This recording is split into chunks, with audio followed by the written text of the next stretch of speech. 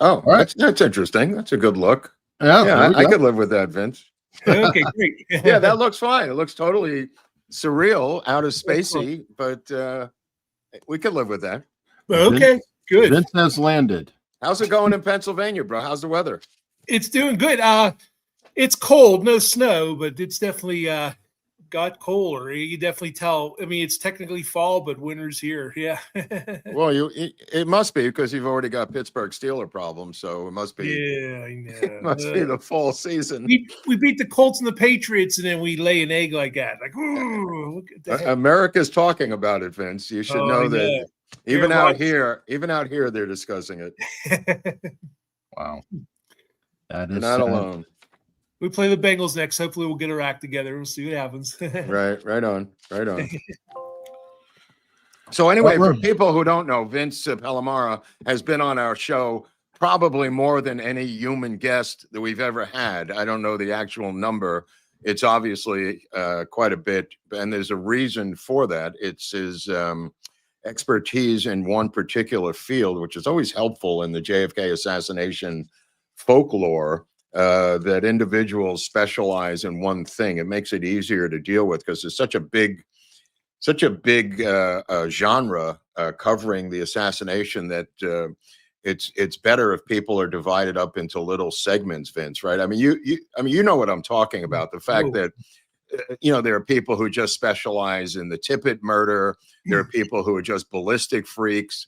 There are people who are gun nuts. There are people who specialize in angles and forensics and Secret Service, and it makes it easier. Doctors, it makes it easier. Dr. Aguilar, the medical evidence, everything, right. I mean, Mantic and these other people who deal with doctor stuff, and the late Cyril Wecht was one of them. Speaking about Pennsylvania and Pittsburgh area, and then there are the document freaks, like we had some lawyers on a couple of weeks ago who are the document, guys who are suing the administration to get the release of more JFK documents. And those guys are into like riff numbers and collation. And I mean, that's their work. You know what I mean? I could do it, but I mean, there are people who just do it a lot better, like you do with the Secret Service. Vince has written, I think, 2 books now. I don't know if there's a third. No, total 7. I was to say 7 books. Vince has now, as I said, written 7 books, but the reason he is able to do that is because he specializes in this one area. Now, his latest book is, am I wrong? Is there a new book that we don't know about? Or the 7th book came out in May. Yeah. And you were on there for us. Survive Dallas, Right. Okay, so that's one we should talk about, because I don't have that book as of yet. Maybe you could give us just a brief synopsis of the new book. Sure. Well, my first book, Survivor's Guilt, was roughly 500 pages. And, I just thought it would be good to have a book that was more streamlined. This one's a little bit over 200. Yeah, there you go. First book, Survivor's Guilt. And this book is a little over 200 pages, but I can't stress this enough. It's not just a rehash. It's definitely some new information in there, like about Paul Landis's latest book. Well, now it's 2 years old now, The Final Witness. Yeah. It's other corroborating evidence. It probably is a little more streamlined, the soundbite age we live in. So you go from a 500-page well-researched book to a over 200-page well-researched book. But again, there's more angles in here. There's some other info in here. It's not just a rehash of Survivor's Guilt. I believe that. But okay, to jump in there, why don't you just talk about Paul Landis's crazy theory and in competition with Landis, was it, or Sam Kinney? I'm sorry. Yeah. Maybe you can explain that to the people at home, because you explained it to me years ago. Yeah, well, I think, Sam Kinney's a good guy. I think, oh, yeah. Now I get what you're talking about. You're talking about Sam Kinney.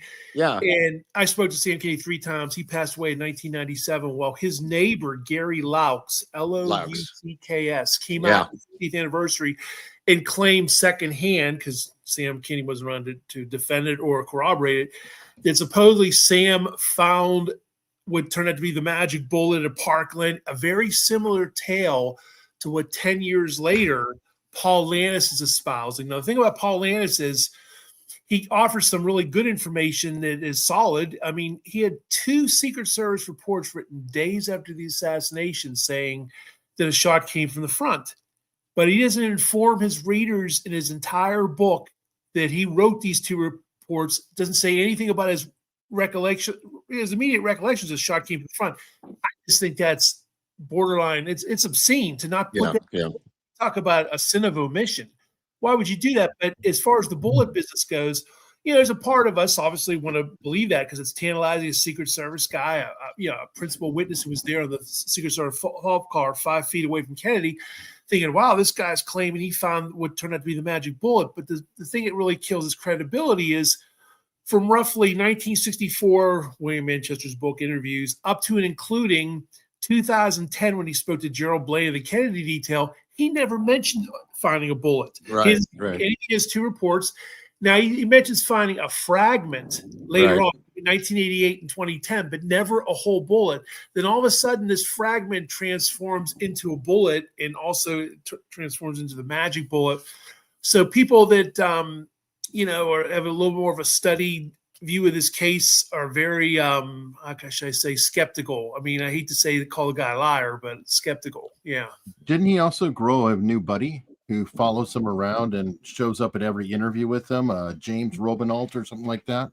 That's the one, James Robinault. Really bizarre thing. He said that he had to what was the phrase he used? He had to massage his memory. Memory, yes, Vince. Memory massage is a new technique of the new age in publishing. Yeah, and the thing is about Lannis is his book was a runaway bestseller because the bullet business. You get the book; it's the ultimate bait and switch because there's very little in it about Dallas. And again, he doesn't mention about believing a shot came to the front as corroborated by his 2 reports. Doesn't even mention any details about his 2 reports. And I think that the bullet business would confuse John Q. Citizen. Like people like you, Eric, Mark, and I all know about, the single bullet theory and whatnot, and what that means if there really was a bullet found in the top of the limousine. But the average John Q. citizen has to be confusing. They're like, okay, he found a bullet. What does this have to do with anything? What does this pro-conspiracy, anti-conspiracy? What does this mean? Right. He doesn't explain that. That's the other sin in his book. He doesn't explain the relevance, the importance of him finding this bullet. I guess he just assumes that the reader knows, and the reader doesn't know because I went to a chapter in my latest book all detailing. I read the entire book cover to cover, and I know everything about it. And I'm left with this disappointment because it's the ultimate bait and switch. It's kind of like reads like a poor man's Clint Hill's first book called Mrs. Kennedy and Me. Because dude, we had a guest on, Robert Tannenbaum, who was one of the investigators for the House Assassinations Committee. He put out a book, and it was all about his basketball career in high school. Was right, Eric? And there was like 10 pages about Dallas. I don't know. You read it, so I didn't have to. Robert Tannenbaum's a great guy. Right, I know. He's House Select Committee. No, not casting aspersions on him. But I'm sorry. Every one of my 7 books is 200 pages plus, between 200 pages and 500 pages. To me, the bare minimum is 200 pages. Right. I didn't even buy Tannenbaum's book because, quite frankly, I saw the mixed reviews on Amazon and how short it was. And then add insult to injury, the shortness of the book, it's mainly biographical. Why would you do that? It's insane. The House Select Committee, tell us revelations, tell us importance. We don't. Maybe spend a page or 2 in your biography. Who cares? And let's get to the meat. Oh no, he goes page after page about his high school basketball career and playing basketball up at Kutcher's Country Club. And you're reading this going, wow, this is interesting, but what does it have to do with Dallas? Yeah, and they also fell for the Raleigh-McCone document. Oh my God! That many people believe is a fake. It was planted later on. It's like, what do you think? Bledsoe. I definitely think it's fake. It's too. There's no RIF number associated with people that try to investigate the archives to find it.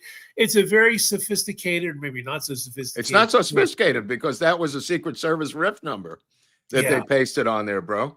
Yeah, exactly, man. Yeah. And what it did, but for the people, and I love Robert Groden, and we all have our faults. Lord knows I have mine. Yeah. But Robert Groden endorses this McCone Raleigh. It's bizarre. It's bizarre. It's bizarre. Again, people are desperate to sell books, and I think they'll do anything short of, out and out lying. Right. They need, I don't know if you're still with Trine Day, but most people Oh, yeah.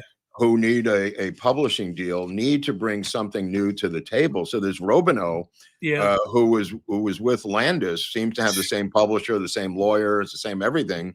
And they needed that magic bullet story to make that book work, to leave money for his grandchildren, Vince. Yeah.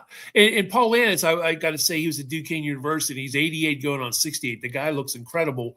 He's a great, lucid, memory. It's just a shame no one was in a position to call him on the carpet and say, what about these 2 Secret Service reports where you said a shot came from the front? You don't mention that in your book at all. And then you don't explain the relevance of this bullet.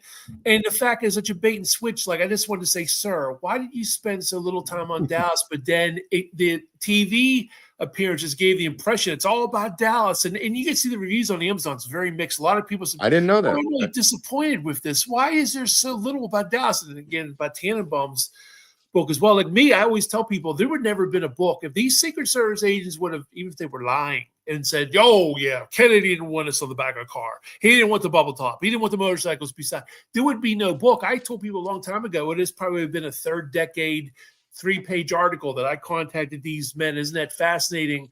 And that would have been it. It's because out of their own mouths, they were telling me stuff that went against official history, that there was books. That's what it boils down to right there. Otherwise, there wouldn't have been. I branched out into other administrations. Obviously, the Kennedy assassination is the main thing, but I did one book on the medical evidence. But the point is, I had something new to offer. I would never do a bait and switch. In fact, I wanted to highlight the new information and compare it with documents, films, photos. Not just take anybody's word for it. So, how many first-person interviews of the agents that you did? I mean, you're unique in that you went beat the bushes, and you seem to get interviews with the Secret Service agents before they were on to you. Like, when you could do phone calls, it was tape recordings, and everything wasn't online right away. You kind of between 70 and 80. Somewhere between 70 and 80, this doesn't include family members. This doesn't include Parkland doctors, but this is strictly Secret Service agents. It's like 90 to 95% of the Kennedy detail. Keep in mind, some guys were passed away by the time I started seriously. Like, Bill Greer died in 1985, although I spoke to his son. Roy Kellerman died in 1984, but I spoke to his widow. So I was at least able to get something out of like family members, the agents that died. But years before Clint Hill and Gerald Blaine wrote their books, I was in there in the very early 90s onward.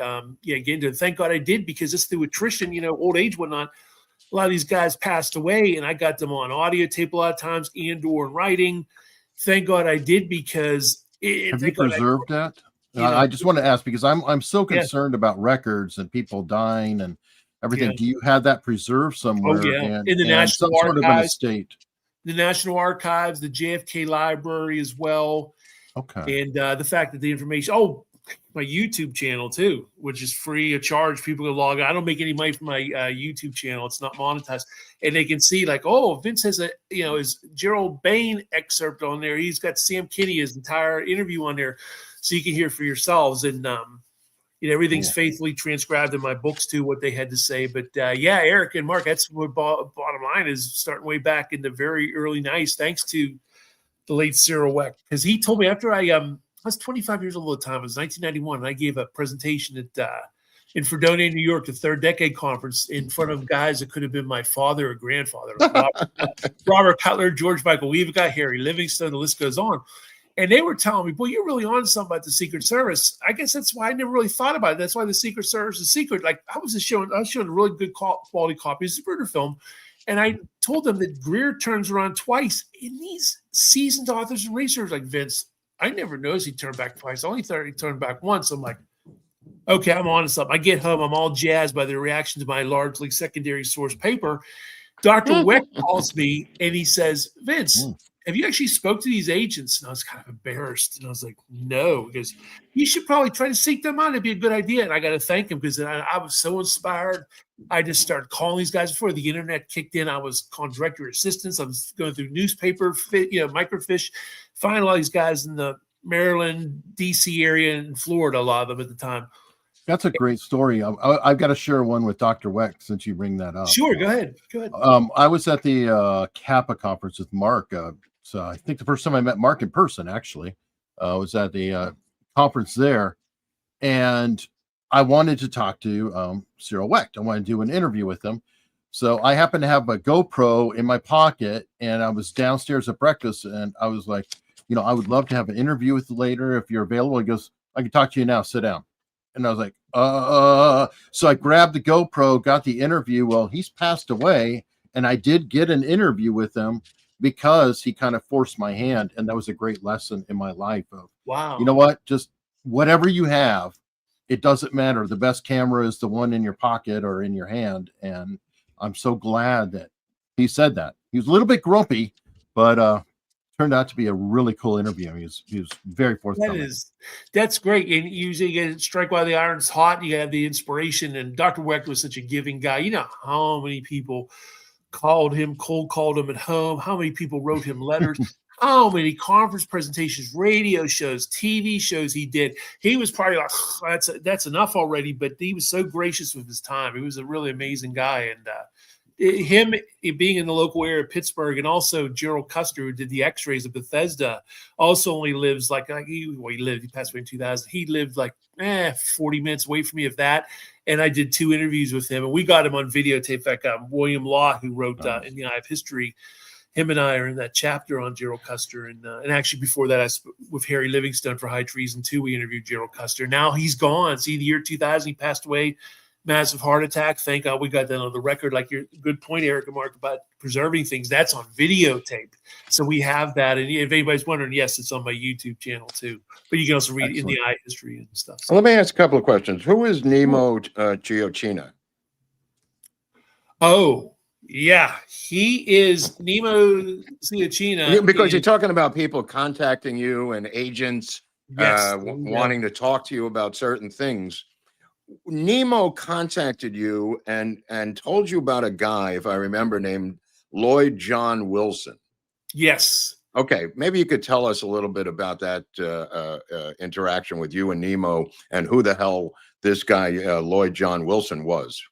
Yeah, well, through an intermediary, and I actually spoke to Nemo as well. They contacted me out of the blue in 2023. I had no designs on making a book or another book at that point. I was up to 5 at that point, but Nemo contacted me through his intermediary. He actually got on the phone, and he was telling me that he worked out of the Chicago office with Abraham Bolden and Maurice Martineau and all those other gaggle of some of them are former White House detail agents, worked at the Chicago office, and he said there was a conspiracy to kill Kennedy in Chicago, and you should check out this Lloyd John Wilson. And I'm like, I've never heard this name before. What's this about? And then all of a sudden I came across documents. I'm like, wow, this is amazing. This guy, he lined up in the year 1963, he was at certain places. He claimed to have seen Oswald or somebody pretending to be Oswald in California. Yeah. He was in Texas. He was there on November 2nd, 1963, when the canceled Chicago trip was going on and whatnot. And Lloyd John Wilson, was arrested in Chicago, claimed that there was a plot to kill Kennedy. He was involved. And the fact that the Chicago newspapers were after him, the Chicago FBI was after him, and obviously the Secret Service. And the thing that's really amazing about this Lloyd John Wilson character is that the Secret Service agents that transferred out of the White House detail in the spring and summer of 63, many of them ended up going to field office investigating this Lloyd John Wilson. What is going on? Yeah, you've got reports up the kazoo about this guy. I've never seen more documentation in the book. Yeah, just I have about one unknown guy, Vince.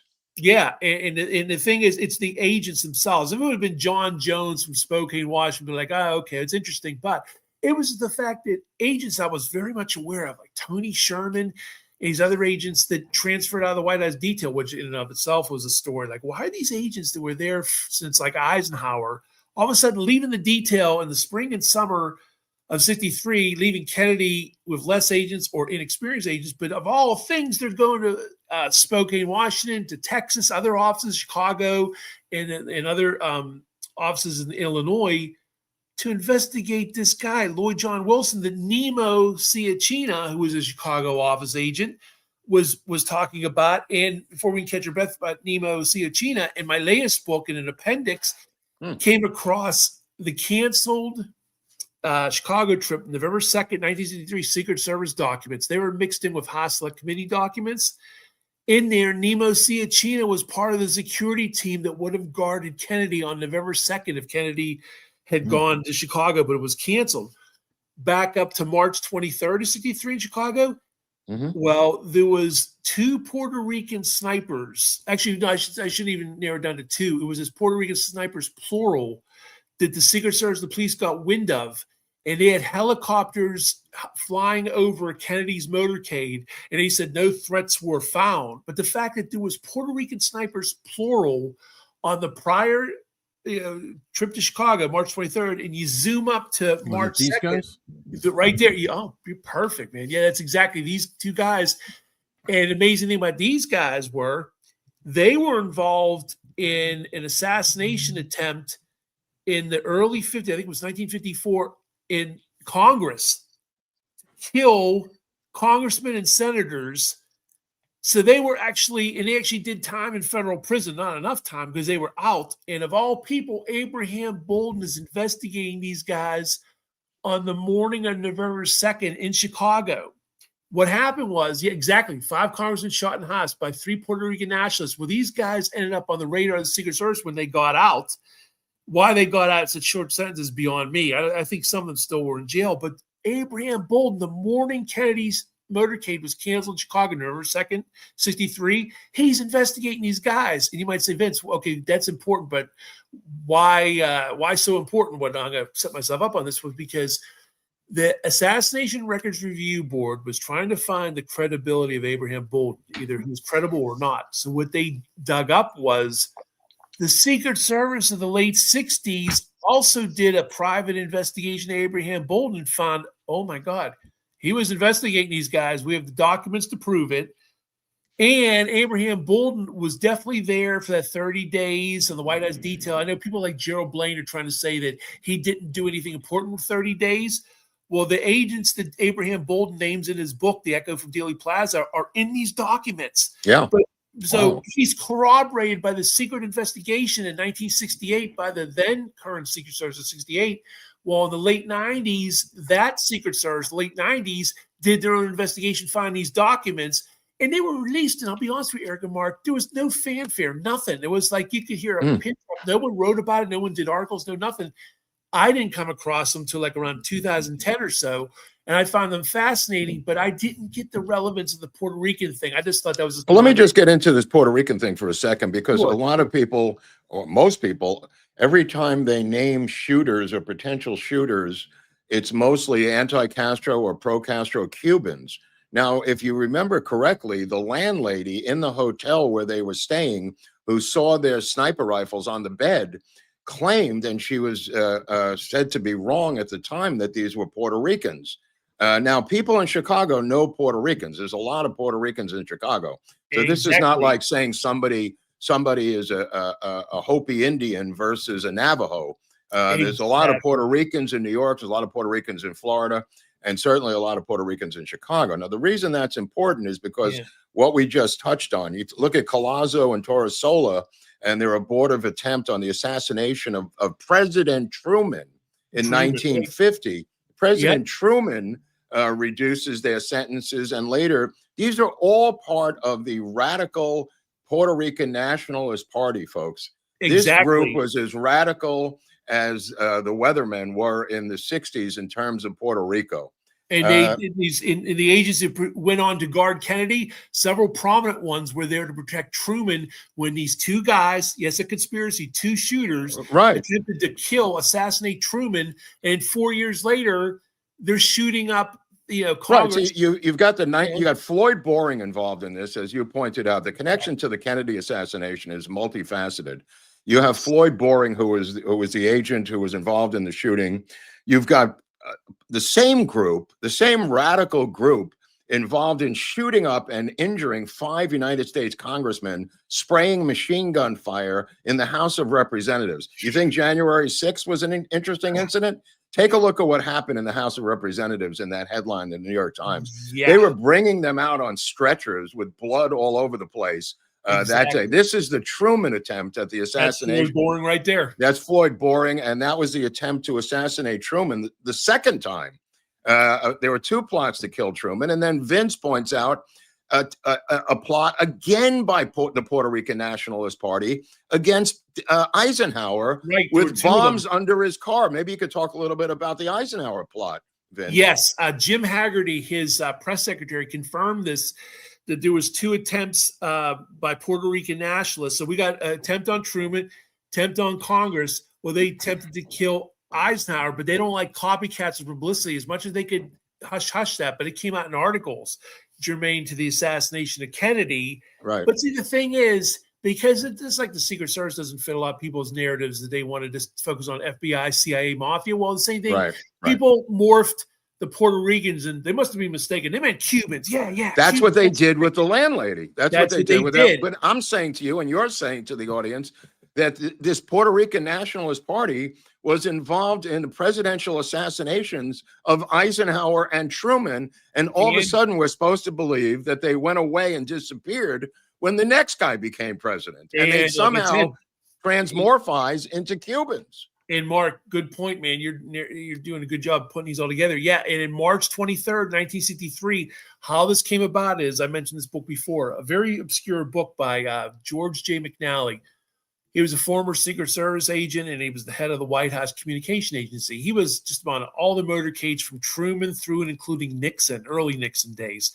And he wrote this obscure book called A Million Miles of Presidents. Now, clarify something. He died in 1970. His widow came out with his unpublished manuscript in 1982, basically went to Kinko's and stuff. It just like printed out hundreds of them and stapled these copies. And they ended up in like Andy Warren-Arzik's Last Straw Bookshop and other places like that. But the bottom line is, there's a page in the book. There's 2 fascinating things that come out of this book. The first thing is that George McNally is relaying the March 23rd, 63 trip Kennedy takes to Chicago. He says, the police got word of Puerto Rican snipers, plural, and helicopters searched the roofs of buildings, and no threat occurred. But the bottom line is this trip, and Bolden was part of the security. Nemo Ciacchino was part of the security.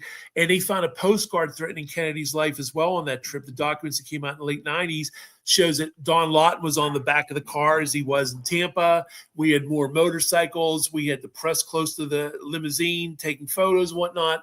Kennedy lived, they had good security and whatnot. But the bottom line is there was Puerto Rican. So now we have Truman, Eisenhower. We have a Puerto Rican attempt documented on Kennedy. Right. And we shoot up to November 2nd. And Abraham Bolden was checking on these very people as suspects. It would turn out to be the killers of America. Everybody focused on Thomas Arthur Valley. He's in my 6th book. I talk about him. I think Thomas Arthur Valley was basically the Lee Harvey Oswald of Chicago. Yeah. He was the patsy. He was going to be the one. If the Chicago attempt was success, they were going to pin everything on Thomas Arthur Valley, and there you go, perfect timing.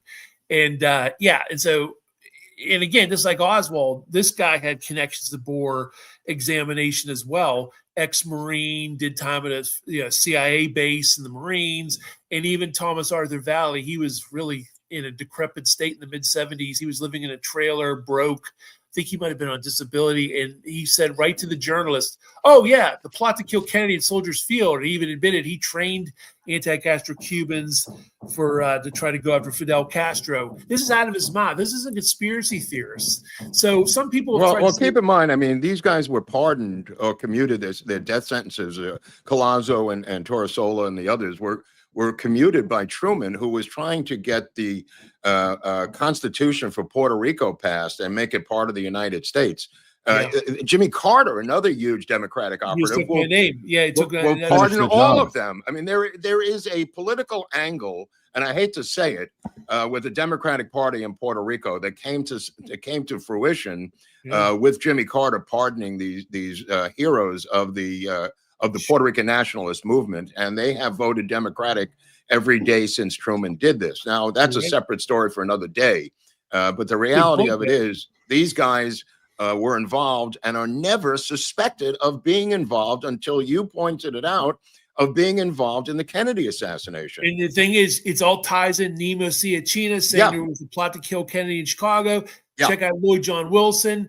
Lloyd John Wilson is traveling everywhere. They're trying to find him. The federal authorities are trying to find him. He joins the Air Force in Texas on November 2nd, 1963, at the same time, that was Chicago motorcade's canceled. He ends up in Chicago, turns himself in. The Secret Service, the FBI, and Chicago newspapers, reported about this guy. And then he's kind of branded as like, oh, he's a mental case, whatnot. Oh, nothing to this. We can just like move on with our lives, whatnot. But the bottom line is the paper trail, the actual specific Secret Service agents who left the White House detail were following this guy, investigate him from different parts of the country, different states. And again, it ties in with Bolden. Bolden's been, I tell you, his credibility is right through the roof in a good way. He's been corroborated in so many ways because for years, people on the other side said, we just have Abraham Bolden's word for this. No, we don't. Abraham Bolden, not only is he in Secret Service documents from the trip to Chicago in March of 1963 and the ones November 2nd, 1963 just came out recently, and that was almost by mistake. Well, we know that the Secret Service, the late 60s and the late 90s, investigated Bolden and found all sorts of corroboration. But the thing is, it fell on deaf ears in the research community because it was talking about Puerto Rican people. And I think most people are like, oh, these aren't Cubans. This isn't. I know. That's my point. This isn't Bishop, and this isn't, They don't know the history of the assassination of the congressman, nor these attempts on Truman. This has been covered up because it was embarrassing to the Democratic operatives in the Truman administration because they were trying to align themselves with Puerto Rico. This switches somehow, transmorphizes into Cuban stuff because that involved the sexy Bay of Pigs and other revelations. Latinos, they're interchangeable. They're not interchangeable, as most people on the East Coast know. But I think that's an important thing about that Cuban or Chicago landlady. Was she just confused? Instead of Puerto Rican, she probably meant Cubans, and other people probably did that too. They probably confused the two, and it morphed into, it was Cuban snipers. When actually, right there, George McNally, he was there. He was in the motorcade. Former Secret Service agent, head of the White House communications agency on all these motorcades, actually for a couple decades, is saying matter-of-factly, and again, people think, out there, people believe Oswald acted alone. Isn't it incredible that not only was there two men trying to kill Truman, multiple Puerto Ricans trying to kill Eisenhower, but multiple Puerto Ricans shooting congressmen in the House of Representatives. How much more evidence? How many more clues do you need as to who was involved in the Kennedy assassination? In the attempt on Kennedy. Everyone has a tendency to focus on November 2nd. It's very important. That's why I wrote a book on. But the prior trip was March 23rd, and you have the same cast of characters from the Chicago Office of Secret Service. You have Nemo Ciacina, Maurice Martineau, Abraham Bolden. Right. And so let's talk about some of these other plots that you mentioned. 1963, June 5th in El Paso, the incredible restaurant bombing plot, Vince. Maybe you could talk a little bit about that. Yeah. Well, as I say a decent amount of researchers know, on June 5th, 1963, at the Cortez Hotel, Governor John Connally, Lyndon Johnson, JFK, and others got together, and it became basically, that was the nucleus of what became Kennedy's future November Texas trip planning. That planted the seed for that. Right. Well, and Kennedy did have a motorcade. He was there. There's films and photos of it and whatnot. Well, there was an attempt to bomb right on the motorcade, leaving bombs. There was a bomb threat.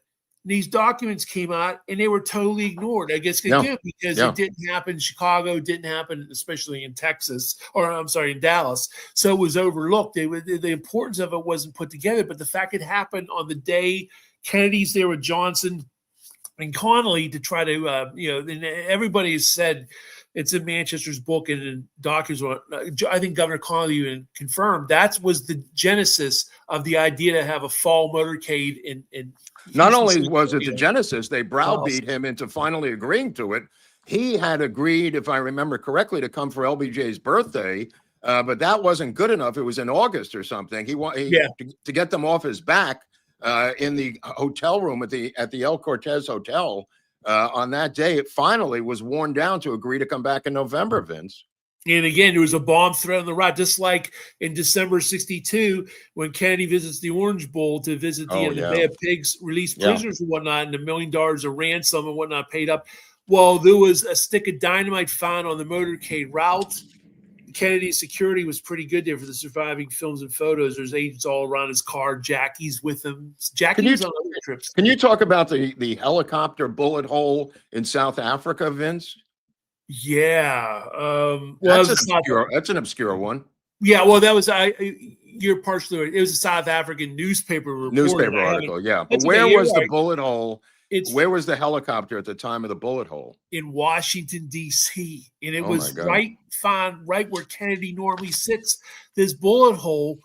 And they said they were going to investigate. They didn't know if it was just some sort of fluky hunting accident or if it was intentional. And there's no follow-up that I could ever find. But the bottom line is, here was months before, the assassination, and they find a bullet hole in Kennedy's helicopter. And again, it's articles that I reproduce in my books. As like, you have to take Vince Palamara's word for it. Take me out of it. Totally. Yeah, no, he's got the actual articles in the book. Now, tell me about Billings, Montana, September 1963.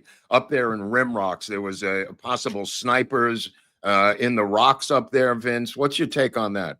Yeah, well, the Secret Service did a lot of work on that. And again, building rooftops were guarded as they normally were. Another of my big discoveries, it was by happenstance that building rooftops were normally guarded. When they went through Billings, Montana, they made sure that Kennedy took a kind of like an alternate route, because they figured that was a perfect spot for assassins, the rim rocks there in the rock formations and whatnot. And that was basically the part and parcel of Kennedy's prior trips. Actually, from FDR, Truman, Eisenhower, and Kennedy, building rooftops were normally guarded. A lot of people normally think, that's because of the assassination, right? They beefed up security. I have newspaper articles, again, reprinted in this book and a couple of my other ones, and you can see for FDR, Truman, Eisenhower, and many prior trips. In fact, you can visit my YouTube channel, and I have a 2.5-hour video about all Kennedy's motorcades. I include films, photos, newspapers. Yeah, it's a well of information there. Why do you think Bauman retired, the head of the Secret Service, out of the blue? Yeah, Huey Bauman, who became chief on, of all dates, November 22nd, 1948. Yeah, he was kicked out by RFK, the Attorney General, brother of John F. Kennedy, because just like Hoover, Bauman didn't believe the mafia existed, and yet the Attorney General, the president's brother, is trying to prosecute the mafia, and you have Bauman in the newspaper saying, I don't believe the mafia exists. I think that's something from the 30s. They haven't existed for decades, saying some foul anti-administration stuff that doesn't make any sense. He's saying stuff that's like, but it's in alignment with Hoover. Hoover also said the mafia doesn't exist, and that's why he was quietly retired. See what it is? That's bureaucrats speak. When someone's retired, you think he was forced out, in other words? He's forced out, and they give him his pension, his dignity. It makes him look like he was on his own. And then, in his place was James Rowley. He was the former head of the White House. It's interesting that you mentioned Rowley, because Rowley claimed, I remember after the assassination, that they were investigating plots up until the time LBJ told them to turn over all their documents and information to the FBI, Vince. Was that true? Was Rowley investigating things that were stopped cold by LBJ? Yeah, Mark, you're spot on, man. You're a pretty good researcher yourself there, man. Yeah, that's what it boils down to, that the Secret Service, basically the FBI via Hoover, obviously, and LBJ, that conduit, was taking over the investigation. They didn't want the state of Texas involved, and they didn't want the Secret Service. So the Secret Service did some important early investigations and interviews. It was stopped dead cold. And Inspector Thomas Kelly and Chief Rowley are on record. They testified as ex-officials to the House Select Committee. Right. That there was prior threats to Kennedy, and basically wasn't conveyed to the team in Texas. And it should have been, because whenever these agents went to all cities in America, they had cards of all photographs of known suspects. It wasn't just germane to only Chicago, only Texas, only Pennsylvania. They carried these around, and these threats information was not conveyed, but they knew of prior threats. Again, threats plural. So we have to say that Oswald acted alone on November 22nd, 63, the official story. Yet there's a whole litany of prior threats, many threats, plural, multiple individuals, all during 63 alone, let alone 61 and 62 is also evidence of that. In fact, I compiled a whole bunch of newspaper articles of threats to Kennedy, lands man in jail. There was all people who wanted to blow Kennedy away between 61 and 63. There was a plot to kill him. The New York tunnel as his motorcade came out. It's amazing. In the newspaper article, it cost me a couple $100, newspaper.com, to get these reprinted and whatnot, because you can't just search them on Google. And I was just shocked. I couldn't believe a lot of these were accidental. I couldn't believe it. What is this about some guy wanting to blow Kennedy away with a shotgun? All this stuff. There's so many of them in your book. I mean, now we know that the Secret Service destroyed a lot of documents, Vince, right? Before they were forced to testify before the House Select Committee on Assassinations. So this is historical remnants that the Secret Service did not destroy because they were in various newspapers around the country. Right. Yeah. Thank God for the newspaper archive. See, again, we were so, handicapped for years because before the internet existed, newspapers were like a microfiche, and it's like a needle in a haystack. How would you know where to look? But now the beauty of being able to search online through newspapers.com and even Google the stuff that's there, you were able to, go, Kennedy, motorcade, threat, and all of a sudden these newspapers come up and whatnot. But the bottom line is all this information, films and photos of prior motorcades, prior threats, so much of it was hidden and buried for years because it just wasn't released for years. We only had the Warren Commission, the volumes, and the documents. Then we had the House Select Committee volumes, and the documents only came out because of the JFK movie. And then we had the ARB in the late 1990s released millions of documents, wonderful stuff. But there was still a lot hidden. In fact, for years, we only had the inaugural motorcade and Kennedy's Dallas trip and very little in between. So it used to be, how do we know Kennedy had good security on prior trips? Well, for the documents that weren't destroyed, we know he did. It was normal to have agents on the back of the car. Not always, but a lot of times they were there. Many motorcycles around the limousine, the bubble top, either partial or in full form. Again, building rooftops being guarded was a very normal thing, to the point in the 2020, this is only 5 years ago during the COVID lockdown. A colleague is no longer on YouTube. His whole channel went down, I guess, for copyright violations. He had rare ABC, NBC, and CBS video, black and white video. One of the things he sent me, I was floored. I made multiple copies. I got it saved and everything. And it's Ron Gardner telling millions of people, this is when Kennedy's still alive. He's not been declared dead yet. It's between 12:30 and 1 o'clock. Says that I just can't believe something like this could happen, because for years the Secret Service guards multi-story buildings, as they've done for presidents for many years. He kept on going on about building rooftops, but the thing is, this clip only came out in the year 2020. A lot of these newspaper articles and documents only came out from the late 90s up to like 5 years ago or less. So it's like, well, a lot of it wasn't digitized, Vince. So if you lived in the Chicago area, you might know about a Chicago plot, but somebody in Indianapolis wouldn't know anything about it, because and now you can do a search, and that has empowered you and a lot of people where you can do that, and it's got so many papers that are digitized. So true here. And the floodgates came open in the year 2008 when White House photographer Cecil Stoughton passed away. All his films and photos became public domain for years, from like basically the mid-90s when the internet really kicked in a major way, up to and including 2008. There's only a handful of photos that were available for free at the JFK Library. The rest you had to pay good money, and it was like shooting in the dark. You didn't know what you were looking for. From 2008 on, things became slowly but surely digitized, and all of a sudden there's prior motorcades. You're seeing agents on the back of the car. You're seeing the press in front of Kennedy. Very normal that the press right in front of Kennedy, color films, photos, sometimes even live television feeds, and many motorcycles around the car. Kennedy used the bubble top in between 1/3 and 1/2 all his motorcades. But the central point, Eric, you're making is a good one. That for years it was a guessing game because so much of the stuff was buried. It was copyright things. The photographers are still alive. It wasn't digitized. It wasn't available to look at to begin with. So much of it was the security looks bad in Dallas, but how do we really know if this was normal or not for other trips and that? So it was like one of those unsatisfying things. And now, basically from 2008 to 2010, now we know. Well, let's talk about the physics of that, because you have Dr. Malcolm Perry on film for an NBC for the local Dallas news service saying that the wound in the throat was an entrance wound. Now, according to NBC Dallas executives, the Secret Service people came around and confiscated the physical news footage of Dr. Malcolm Perry saying what he said. This is, of course, why they had to do it. Copyright later on became important, but they had to do this physically. Now, my question to you is, who did the confiscation in your humble opinion? I think, honestly, Yeah, I can narrow down specific individuals in the Secret Service. I think it was via James Riley. It was Chief Paul Paterny, Deputy Chief, who was in the OSS, the predecessor to the CIA. He worked with James Jesus Angleton and Raymond Roca. Right on. Two big officials of the CIA. And it was also Inspector Thomas Kelly, who was right there in Dallas doing the post-assassination investigation.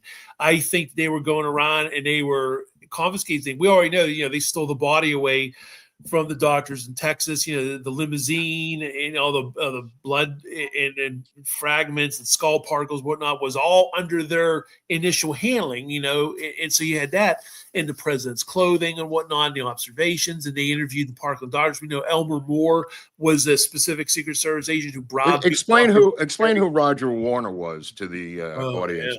Yeah. Vince, he's a very interesting character. Maybe you can explain a little bit about Roger Warner's background.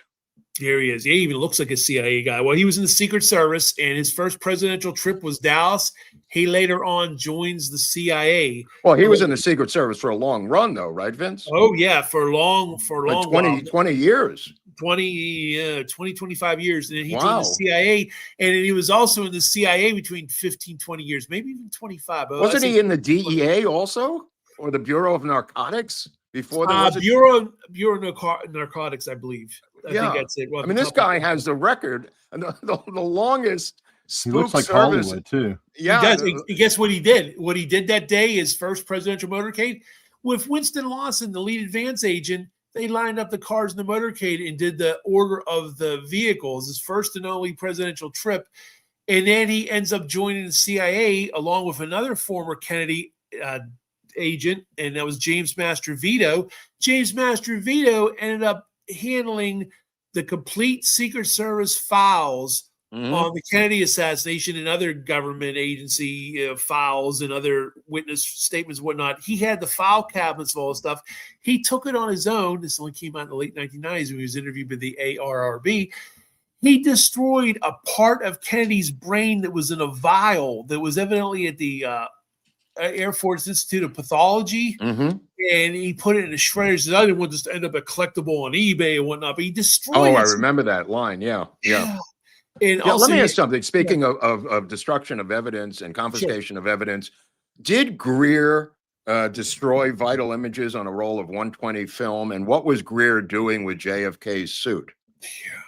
Well, it comes down, I'll be honest with you, it comes down to either Greer or Kellerman. Yeah. The Secret Service agent who exposed that film to light. It was basically boils down to it was either Floyd Reeby or was it Robert Knudsen? Well, that's another rabbit hole to go down. It could have been him. But Greer and Kellerman were the only two Secret Service agents allowed at the autopsy, if I remember. Yeah, Clint Hill briefly visited, but he and Muggsy O'Leary was there briefly, but who was there the entire time?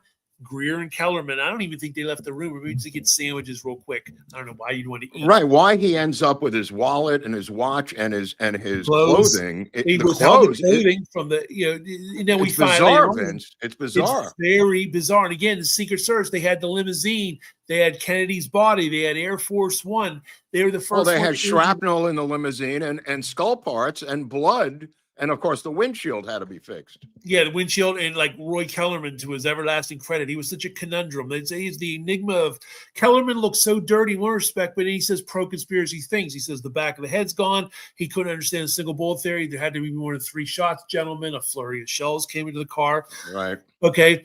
You feel the same way about Greer, though. You think that he's an enigma in a lot of ways. Yeah, well, Greer is one of my 3 suspects. We talked about Floyd Bournefort. He was the number 2 agent of the White House detail, the planner of the Texas trip from the Secret Service point of view. He planned all Kennedy's trips. That was part of what he did, whether he was physically there or not. Emory Roberts, we'll get into him maybe in a moment, but being the shift leader of the White House detail, who rode in the Secret Service follow-up car behind Kennedy. Well, Greer, on the one hand, he also says pro-conspiracy things too. Yeah, it's Clint Hill, Roy Kellerman, and Bill Greer. They're smiling incongruously. You spoke to Greer's son, didn't you? Yeah.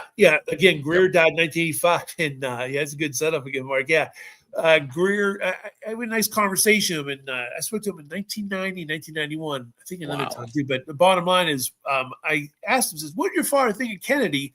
The line just went dead. Like I thought he hung up on me. I said, "Sir, you still there?" He said, "Yeah, I'm still there." So I changed the subject and started talking about the bubble top and about prior trips and stuff like that. And he trip to Ireland. And I went back and, "Sir, if you don't mind, what did your father think of President Kennedy?" I expected the stock answer. "Oh, he loved Kennedy." You know what he said? Mm-hmm. "Well, we're Methodists and JFK was Catholic." Whoa. And before you catch your breath, Bill Greer emigrated from Ireland to America at the age of 18. And in 2013, the Irish Times, the newspaper out in Ireland, contacted me and says, "Vince, got some fascinating info for you. Did you know that William Greer was part of the Order of the Orange, which is very anti-Catholic for years?" And they're out there, you know, he's part of it. And his father and grandfather are also part of the Order of the Orange. So we have Greer, who, when the shooting begins, he turns back, stares at Kennedy, slows the limousine down just by default by not accelerating. Roy Kellerman sitting right next to him, says, "Get out of line, we've been hit." Roy Kellerman gets the radio microphone.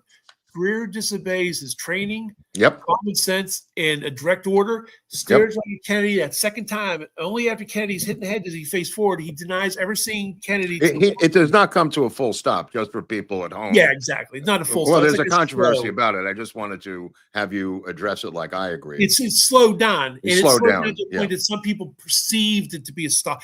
I always equate people, it's like, imagine in your car, you're backing out of your parking space at a few miles an hour. You're not stopping, but you're not exactly going fast. And plus, you have brake lights on, so people see brake lights and they think stopping. Exactly. But the thing about Greer, can we repeat that? Hold on, because we've said it before in the comments and everything, and people like, "You said it stop." No, we said the brake light was on. You know, like people riding their brakes. We've seen it 1,000 times. I mean, because the light's on doesn't mean it stopped. It just Clint Hill would have gotten his legs crunched by the Secret Service car. Exactly. There were 70 witnesses, and I outlined in my 5th book, Honest Answers.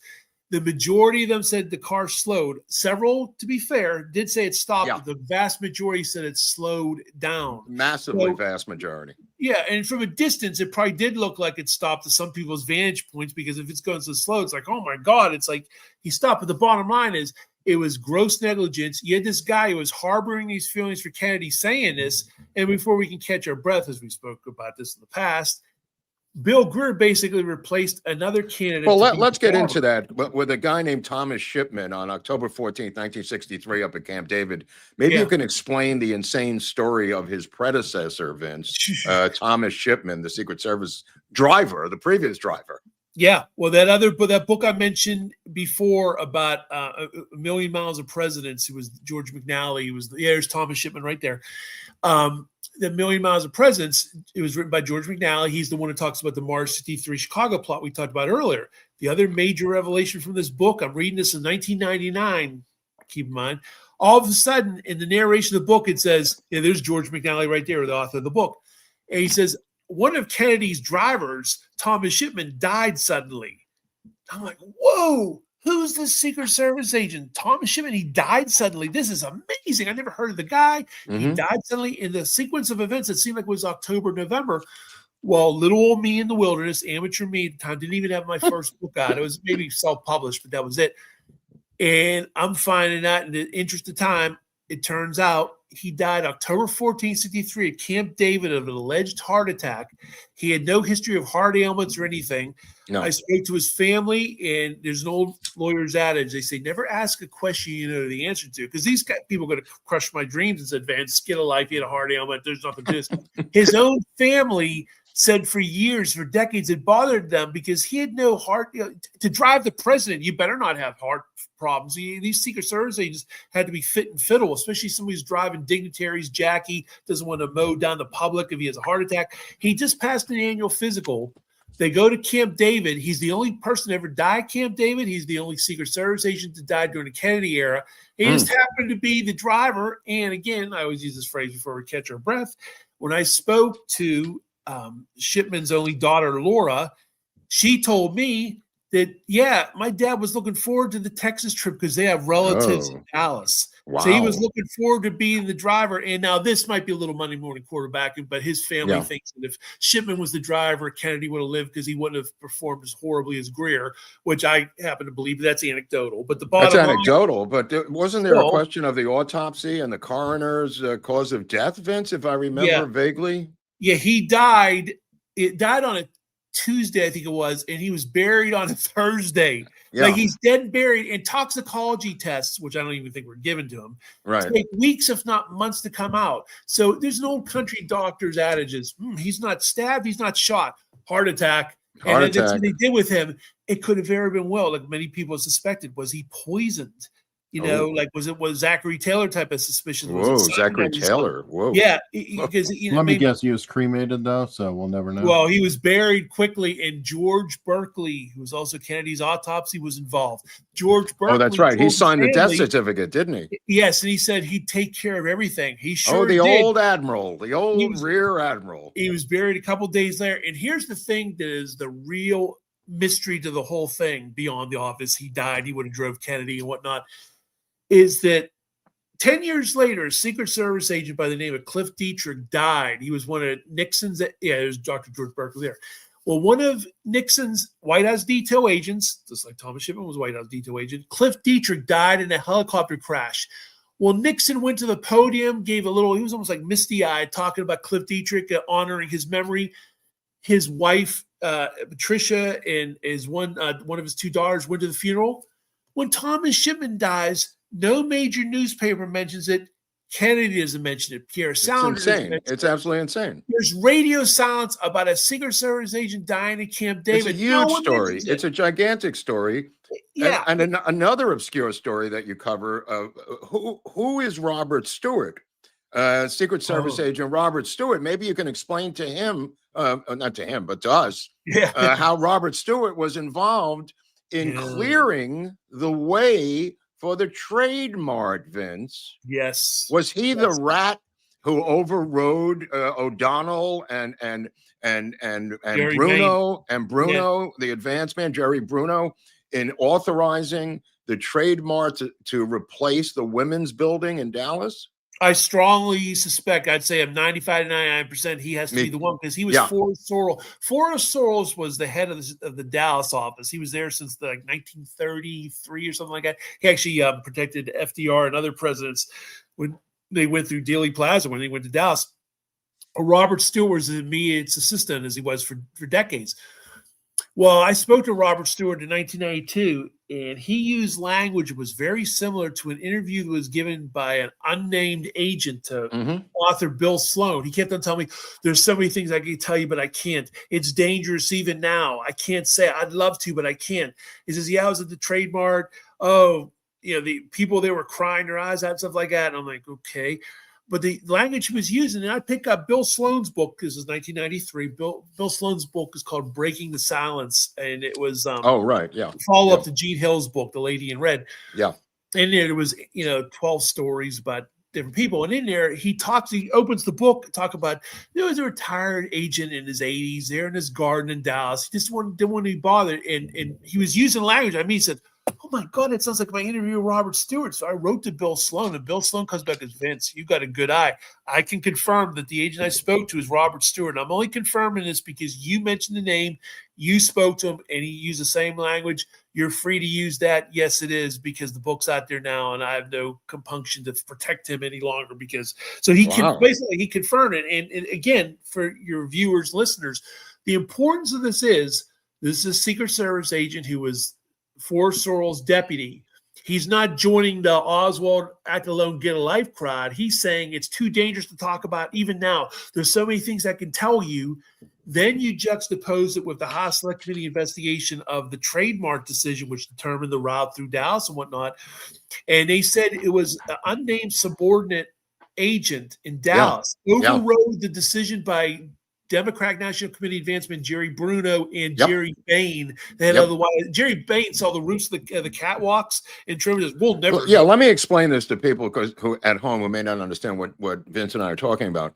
The original location for the speech that JFK was going to give was the women's building in Dallas, where you could literally drive the limo into the building itself. Jerry Bruno had done advance work. The Secret Service had done their advance work. Everyone had signed off on this except for one man, and that was John Connally, the governor of Texas, who went to war over his desire to have this event at the Trade Mart. Now, the Trade Mart had catwalks all the way around the upper levels of it. It was ruled by the Secret Service to be unprotectable.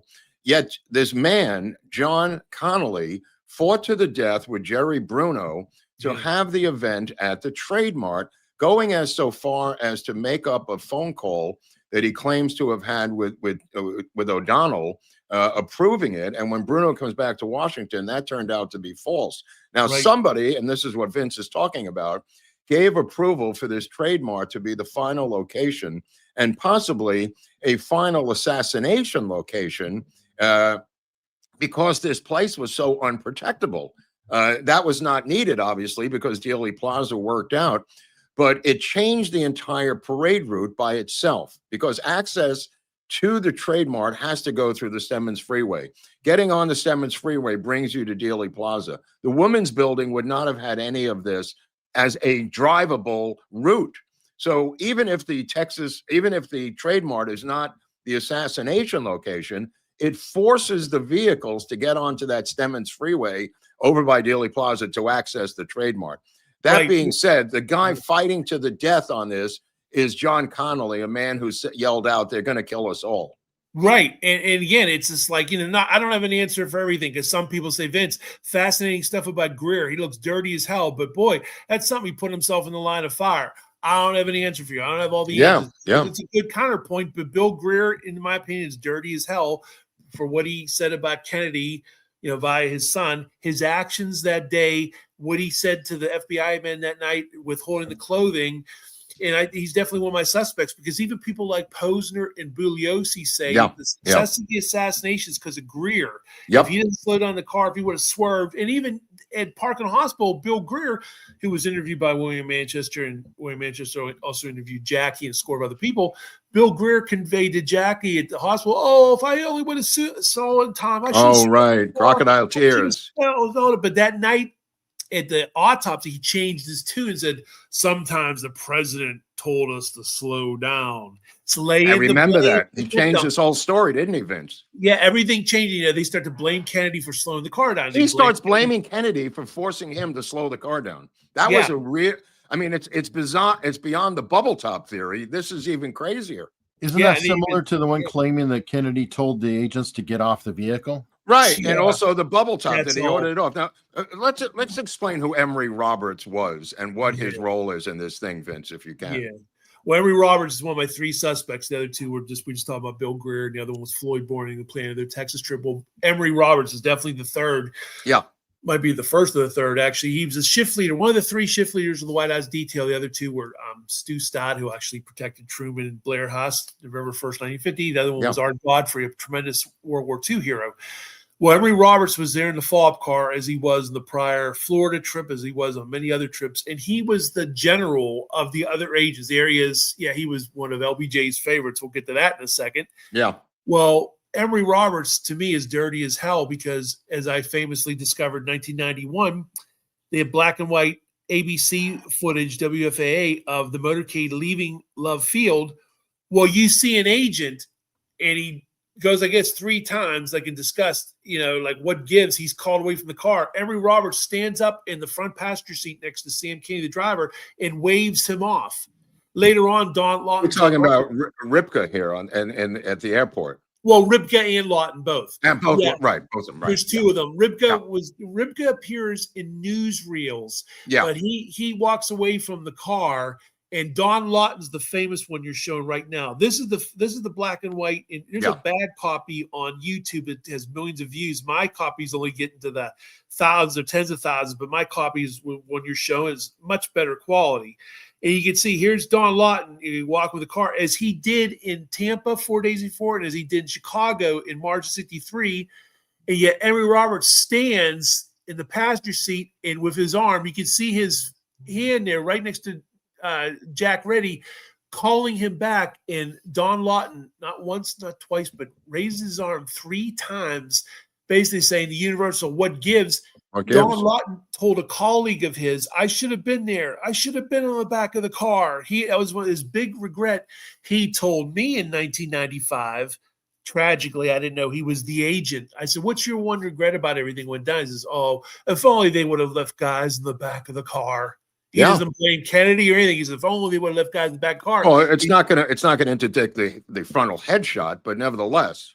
Yeah, and here's the thing. You see Paul Landis, of all people, Paul Landis standing right behind Jack Reddy. Yep. Paul Landis is throwing his leg into the fob car to make room for Don Lawton to hop onto the fob car, and he doesn't take the bait. And for the early part of the motorcade, Paul Landis is sitting in the fob car, and no one's standing behind Jack Reddy for like a few blocks until Paul Landis. Yeah, there he is. You can see his leg. He's getting totally into the fob car. He's tucking it in there. Yeah. Room for Don Lawton. Don Lawton was pissed. And some people try to say, and to his credit, Paul Landis says that he thinks this whole thing, it stinks too. He thinks this whole thing about Don Lawton being called away doesn't add up. That we had plenty of protection at Love Field. He should have been with the motorcade. We needed all the coverage we could get during the motorcade. And sometimes people try to say, Vince, wasn't Lawton scheduled to be part of the motorcade? My answer is, A, Ribka wasn't, number one. Right. He was called away. And as for Lawton, George Hickey was a driver agent, yet he was part of the motorcade. You can have these after the fact reports that say someone's supposed to do this, this, and this. You don't always follow things. I work at places where we have edicts and people don't follow the rules. They do what they think is best. Well, the thing about Don Lawton was protesting, not doing what he did 4 days before and several months before, but being in the back of a car. But more importantly in all that, Don Lawton himself said, if only they left guys in the back of the car, they should have had guys in the back of the car. And he told a friend of his after the assassination, I should have been there. I should have been there in the back of the car. He didn't tell her. It was a woman intelligence agent, by the way. He didn't tell her, I was stationed in Love Field, or Kennedy didn't want us on the back of the car. Kennedy told us to stay away. See, it's a myth. They throw this on Kennedy. It makes me so mad. I got to defend Well, let's get back to Emory Roberts and his quote-unquote dangerous knowledge. Is that an actual quote, Vince? Yeah, well, what happened was, what is dangerous knowledge in your humble opinion? Think he's one of the dirty agents that let it happen. Right. It boils down to it. Any dirty knowledge is what happened in Elm Street. That's the beginning of the murder case. Get tied right into the dangerous knowledge. Yeah. That they get to Elm Street, Emory Roberts orders the other agents not to move. Right.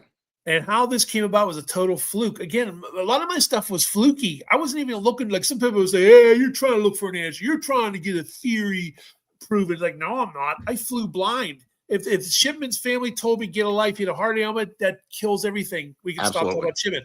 If these agents would have told me, oh, yeah, Kennedy didn't want us in the back car, there kills my book, my theories. No, I have no theories. It's just fact. I don't do theories. I don't sell theories. But the bottom line about Emory Roberts was, in High Treason, the book by Groden and Livingstone, the first one? Livingstone, yeah, the first one. I think Bob and him wrote it. You got it. There's a line in there. I think it's a footnote. And it says that Emory Roberts gave the order not to move. And I'm like, where's this from? I'm looking for the sources. There's no interview source. It's just laying out there with no corroboration. I ran it by Sam Kinney. Again, totally blind. Sam Kinney could have came back and said, get a life, Vince. I'm going to tell you what the story is. That he says exactly right. Like, what? Wow. Emory Roberts or the other agents not to move. He goes, exactly right. And I'm involved in that too. And he started to stutter. Yeah. I guess he realized, he said, well, I think Emory was probably, worried that I'd run over Clint or Jack Reddy on the other side. That's insane. Another agent, Dan Emmett. And Dan Emmett laughed in a bad way at that. Said, ho. We are not there to worry about our own skin. It's cover and evacuate. You saw Tim McCarthy take the bullet for Reagan in 1981. Yeah. They're there to cover and evacuate. Their own safety, their own flesh and blood means nothing. They're there to do their thing. So for Emory Roberts' first impression is, don't move. Like, he orders two agents away from the car at Love Field, and 40 minutes later, when the shooting begins, Kennedy's still living. He hands up like this. He orders the other agents not to move. They get to Parkland, and he says to his boss, Rory Kellerman, you stay with Kennedy. I'm going to Johnson. With LBJ, yeah. When he's with LBJ, he's the one who fosters the idea of taking over Air Force One. Yep. So he does that. And then the real big enchilada here is Emory Roberts became appointment secretary to Lyndon explain Johnson. that to the people at home, because Kenny O'Donnell used to do it for his best friend. You know, it was kind of like a glorified David job. Powers. Dave Powers. Dave Powers. Yeah, I'm sorry. Both of them. You're right. You know, you're good. Yeah, I mean, Powers did it, and it's guys. The guy sits at the door at a table, just kind of checking out who's going in to meet the president. Basically, right, Vince? Exactly. And the thing, it's unbelievable. It was unprecedented. The Secret Service began in 1865. So all these decades, generations later, there has never been an agent before or since that was still an active agent, right, and worked for the president. Yes, we know about that Honorado, whatever, Anthony Honorado, who worked for Trump, but he was no longer a Secret Service agent. That doesn't count. Right. There was a former Secret Service agent who worked for FDR, but he was a former agent. Emory Roberts was still an agent up to the Nixon days, early Nixon days when he died. What do you think LBJ was up to by making him appointments, just humiliating him and putting him at the door like a guy checking IDs? I think it was a matter of protecting his own. Yeah. I got your back, you got mine. Dirty knowledge. Because you know what? I mean, is it true that George Reedy, his press secretary, lied that Roberts was there checking press passes? Yeah, the press was wondering, what is this Secret Service? Right. Explain that, Vince. Explain that. Yeah. These are newspaper articles in my books. They're reprinted, not theories. This is actually factual. Theories to me, I don't deal in theories. What happened was I got the newspaper articles, and George Reedy, his press secretary, and others were wondering, why is this active Secret Service agent greeting the Prime Minister of Japan and all these other dignitaries? Why is he doing that instead of doing his job elsewhere? And it turned out he was the appointment secretary to LBJ while still an agent. And I found this fascinating silent footage of him. He's glad handing LBJ, Emory Roberts, is patting him on the back like an old pal. There's that photo you showed earlier where they're, side by side. And then when LBJ was about to leave the White House, he got the Secret Service together, and he said that he named Emory Roberts by name, where many other people he left silent. Because Emory Roberts couldn't be here tonight. He greets me every morning and says good night to me every night. It's very humiliating. Wasn't he giving him an award at the end, Vince? Yeah, he gave him an award, an Albert Gallatin Award, and also he wanted to Nixon cut out all this patronage. When Nixon was president-elect, he got wind of about 100 people that LBJ was trying to promote. Probably in the Department of Agriculture, which he used it. Yeah. And he wanted Emory Roberts to be head of the parole board and whatnot. And when Nixon got a hold of that, he says, this former agent is not going to be part of the head of the parole board. Head of the parole board, Emory Roberts, huh? Wow. Was he going to parole some people? Wow, that's a great idea. Wow. Yeah, and Emory Roberts didn't speak to anybody but William Manchester, and he died in 1973 of a heart attack. He was only in his late 40s at the time. Another heart attack. Another one that never spoke to anybody, not the Warren Commission. Is Roberts on your list of your short list with Elma Moore, Roger Warner, Greer, and Kellerman? Yeah, and Floyd Boring. And Floyd Boring, yeah. Those ones to me are the. So in other words, I don't think it was a Secret Service plot to kill Kennedy. Let's get that out of the way. I think a lot of these agents were either squeaky clean or they were just following orders from above, literally following orders. It is what it is. Yeah. We got the number 2 agent of the White House detail. So here's the thing how it worked. Roy Kellerman was a third stringer, was on the Texas trip. This was the trip that Kennedy was warned by William Fulbright, Evelyn Lincoln, Pierre Salinger, the list goes on. Even my mother, Kennedy, I think, said something about it. Everybody said something. Yeah, well, Kennedy himself said, we're heading to nut country now. Yeah. Okay? And yet, I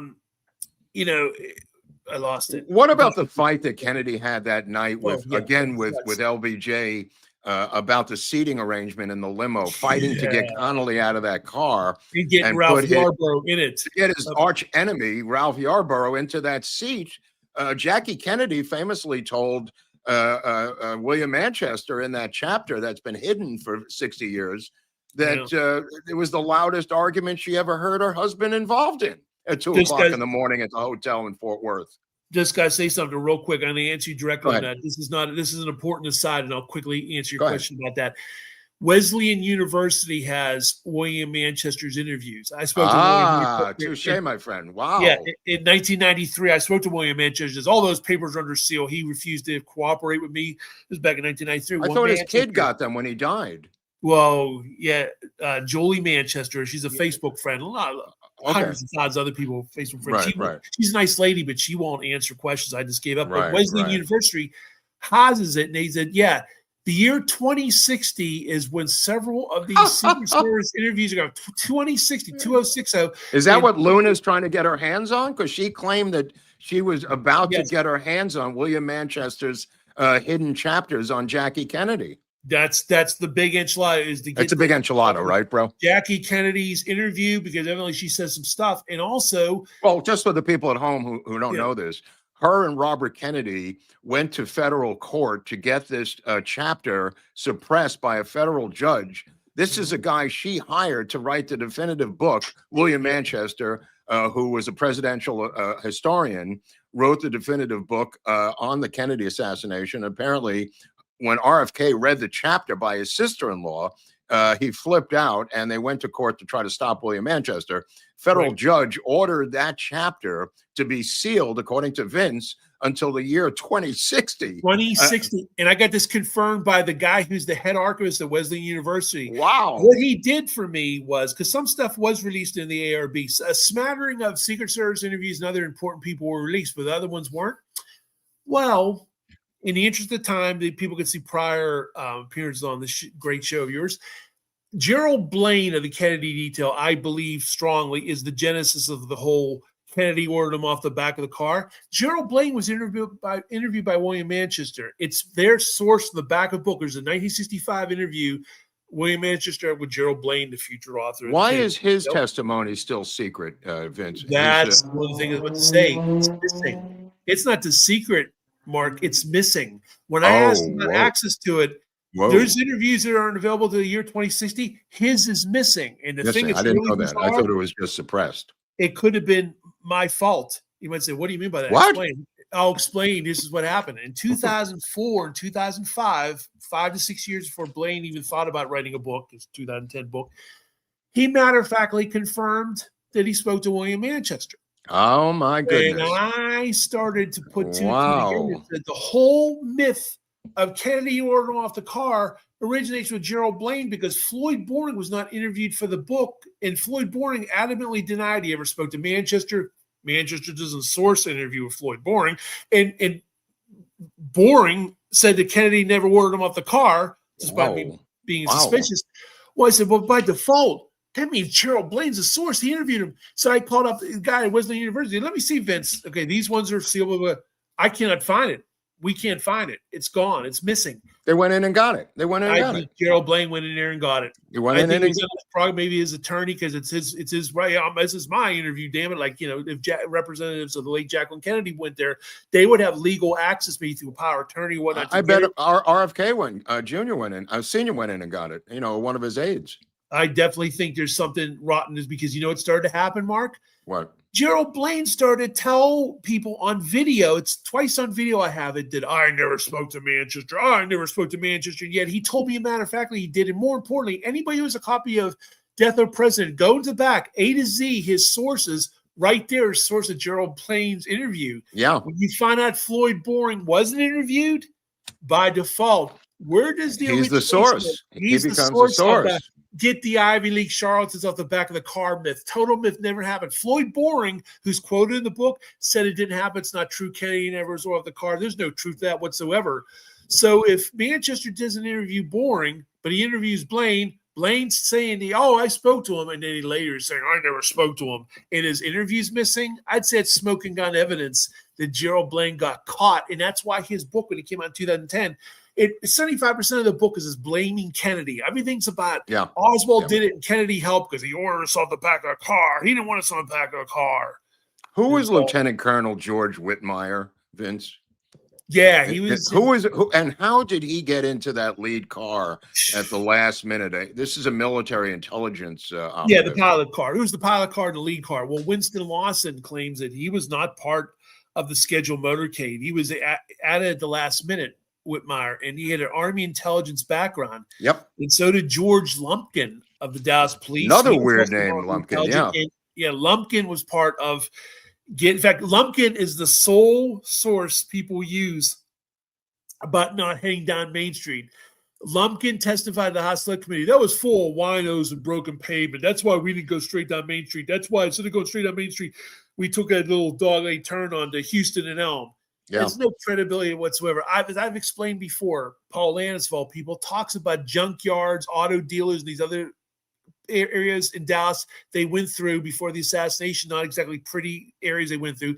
Kennedy visited the slums of Harlem. Kennedy visited the slums of Caracas. If you see some of the motorcade footage, not everything is sunny and ritzy and, quite frankly, very pretty for a president to go to. If it would have been expedient from a Secret Service point of view, a security, going straight down Main Street, Main to Industrial was what Sam Kennedy admitted to me was the first alternate route. Right. I believe that was going to be the route, and it was changed to that route. And before anybody says, oh, Vince, that thing about the motorcade route was a myth, Gerald Bain of the White House detail, not Gerald Blaine of the Kennedy detail, Gerald Bain, who was the number one agent of the White House detail. When I spoke to him, he debunked the whole thing about agents being in the back car. He also told me the motorcade route was changed in Dallas. He couldn't remember why, but did he do it, Vince? Do you think he did it? I don't think he did. I think other powers would be, because Bain, here's the other thing that's crazy about this. Bain was taking his first full vacation since before Kennedy started. Right. Coincide with the Florida and Texas trips. He was out of the loop. Roy how good was that vacation? Where did he go? Did he go to Europe, Vince? Did he go to South America? He gives all sorts of conflicting things. He says he took a vacation. He says he was mowing his lawn. And then somebody pointed out, he also ends up at the White House. Just for people at home, he ends up being in his own backyard on a lounge chair after waiting for a vacation for 20 years. Yeah. Vacation.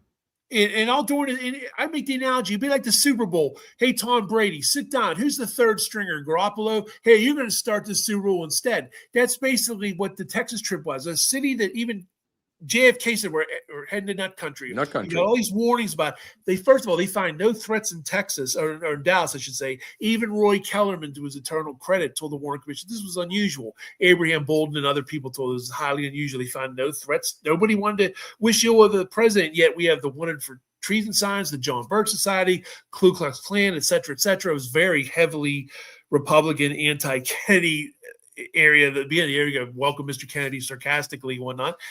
So you had that. There's no threats, and the whole thing just stinks. It's just like he set up. He goes there. There's no proper security. They had the resources to guard building rooftops in a 28-mile long motorcade in Tampa, Florida. Tampa, yeah. They get to Dallas. It's about a third of the length. It's like 7 miles.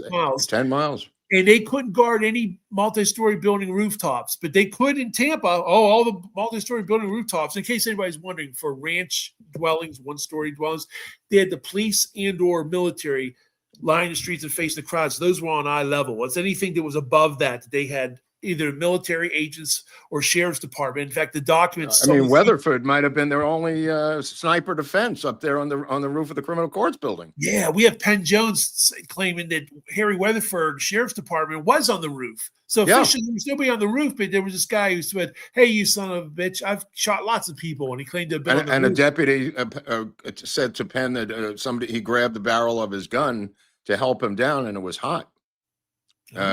There's a quote about the hot barrel from another deputy helping Weatherford get off the roof. So and that could explain the rearward shots that didn't come to the depository. I think the depository, that whole thing. Here's the thing I always tell people in my 5th book, I lay it out. Here's the bad news, but here's the good news. The bad news is Oswald's rifle was part of the shooting. Oswald didn't fire it. Someone else fired his rifle, but there was other rifles from the rear and at least one shooter from the front. So you had Oswald's rifle involved. So when everybody says, hey, ballistically, some of the shells that come from Oswald's rifle. Okay, so that's good. They want to tie him. Actually, it would be terrible if it didn't, because it's like, wait a minute, Oswald's the patsy. He didn't fire. It'd be like if you weren't involved in a bank robbery, but somebody used your car for the getaway, where the police would say, sir, we have the tire impressions. People saw your car speeding away from the bank, but it wasn't me. Well, speaking of the bank, can you explain who Richard Case Nagel was? Speaking of banks. Oh, that's a good follow-up. Yeah. Richard Case Nagel was someone who knew Oswald during that, during the Marines and whatnot during that time. And he also served at Fort Holabird. Fort Holabird, he also served during the time that Winston Lawson, Secret Service agent, Kennedy's lead advance agent, was there. There he is.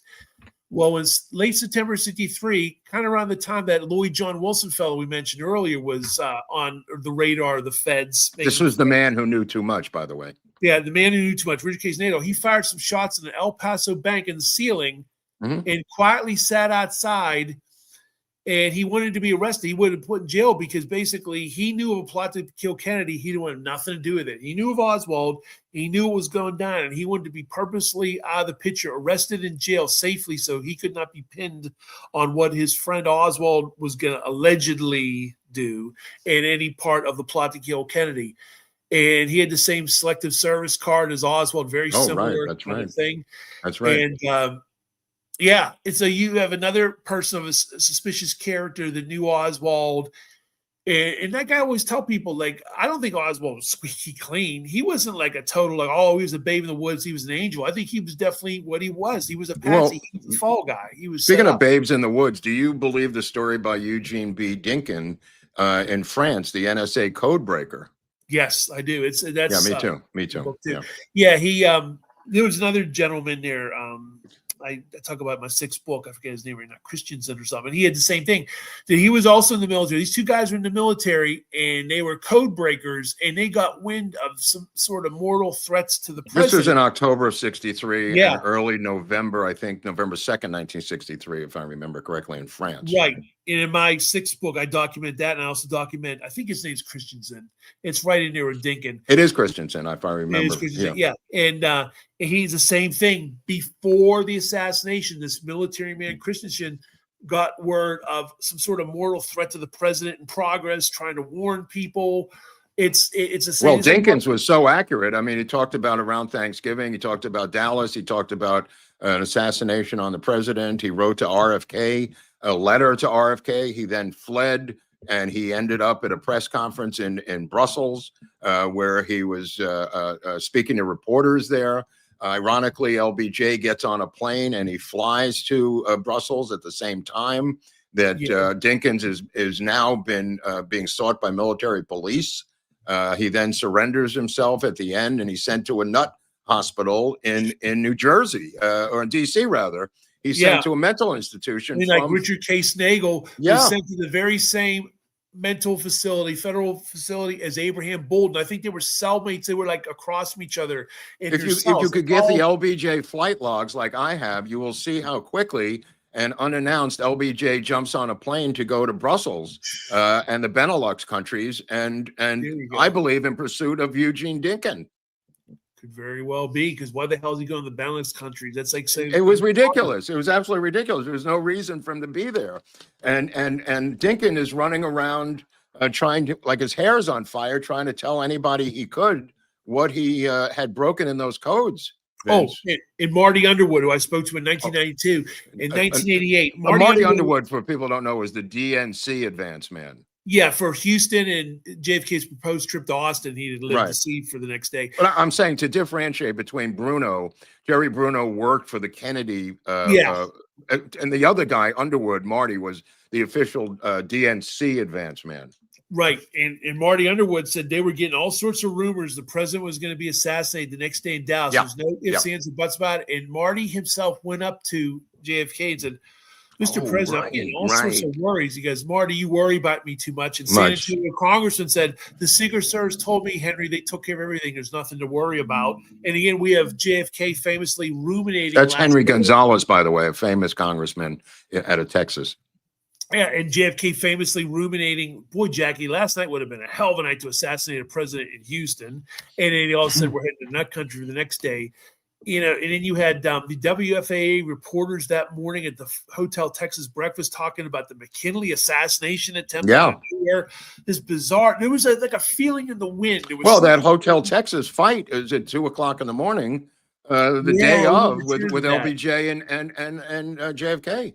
And they said that they never heard LBJ use that kind of tone to the president. Yeah, there was some sort of like angry falling out he had with Kennedy, because he wanted Yarborough in the car instead of his friend Connolly. Well, Kennedy was trying to explain the politics of it to him, saying, I don't need to be sitting next to another liberal in the state of Texas. That's why he was but that's not the point that LBJ was trying to make. LBJ wanted his buddy and wingman out of that seat.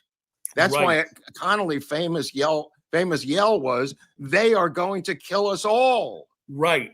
And to his dying days, he never believed the single bullet theory, and he had too many fragments that were left in him that could have come. He was shot from straight up above. But tell us who Mike Howard and Charles Kunkel were, the two that threatened Marina with deportation, Vince. Yeah. They were who gave them orders to do this? Yeah, nobody. They were also former White House detail agents who protected Kennedy, who went to the Dallas office, okay? And when Kennedy's killed, they end up protecting Marina Oswald. Basically kept her under captivity at the were those the two that almost got into a shootout with the FBI? I mean, remember there was some battle as to who was going to protect her.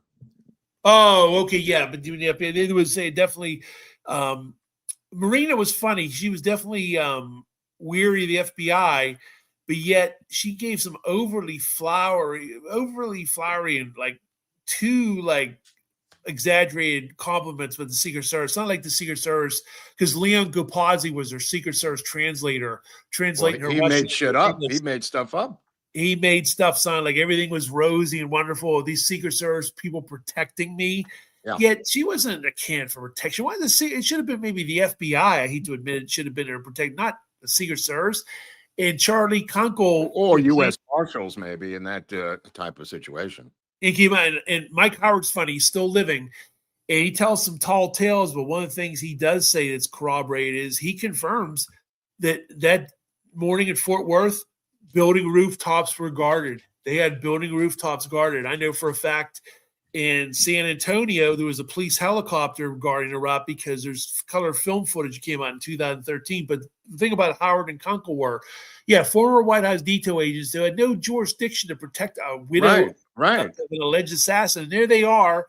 And, and this Leon Gopazzi is translating her Russian because she couldn't speak English hardly at all. And she's like so whenever the media, anybody needs a statement, there's Leon Gopazzi translating everything. So it's always through the lens of the Secret Service, the evidence, the films, photos, the x-rays, photographs.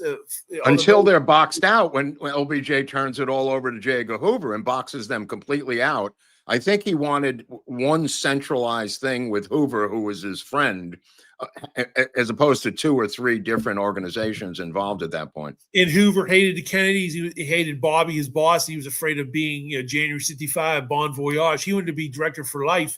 And by LBJ becoming president, he was president he was FBI director for another 10 years till he died. Yeah. In 1973 during the Watergate crisis, ironically. That's when James Riley was. Who was Jim Giovannetti? Was he of any importance to this? One of the Secret Service agents you mentioned? 1962, 63. Yeah, Jim Giovannetti is one of several Kennedy agents who, again, leaves the detail and is going to follow Lloyd John Wilson all over the country. There he is. Right. Yeah, he's one of several. And again, what people got to realize, the Secret Service was not a large organization. There was hundreds of agents, not thousands. What do they have, like 200 tops or something? 200 or 300? 350. But here's the thing. Specific Kennedy detail White House agents were leaving the plum detail. You can't get any higher in the White House detail. To go back to a field office to investigate Lloyd Wilson. If there's nothing to Lloyd John Wilson, he's just some crackpot. Why are they following him all over the country? Why, when Kennedy's assassination, does Lloyd John Wilson turn himself in Chicago? Of all cities in America, he goes to Chicago and turns himself in. The Chicago FBI is involved. The Chicago newspapers are reporting this. But then the Warren Commission involved thing, there's Warren Commission documents, and they basically fluff it all up. J. Lee Rankin, I guess, does a big report. It's reprinted in the book, six book, and he tells Hoover, after all this investigation, basically paraphrasing, this Lloyd John Wilson was a nut. Meantime, again, what I want to say, a lot of paperwork for a nut.